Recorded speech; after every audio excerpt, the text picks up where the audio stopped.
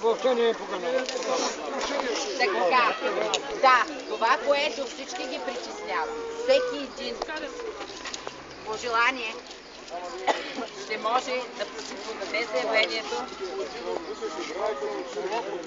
и да покажем, че тук има общество и че то трябва да бъде чуто.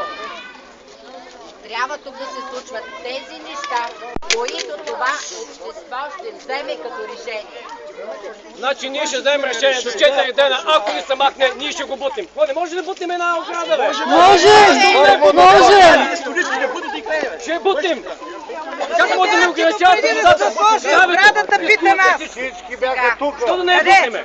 На кое место? Ама как ще се бори срещу танкове? Танковете да дойдат. Това е бутафория, което говорите. Това е бутафория.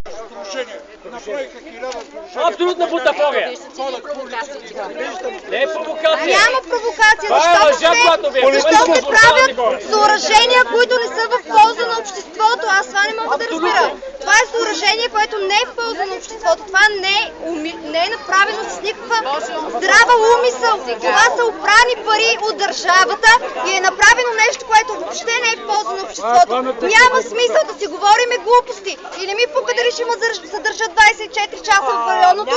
Тук няма провокатори на партии, а бих казала, че може би вие сте провокатор на партии. Тук няма провокатори.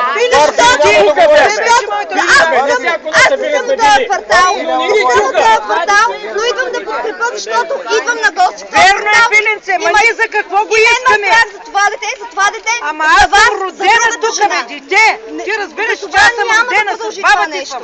Аз съм родена и имам място. Това съоръжение не му е място там.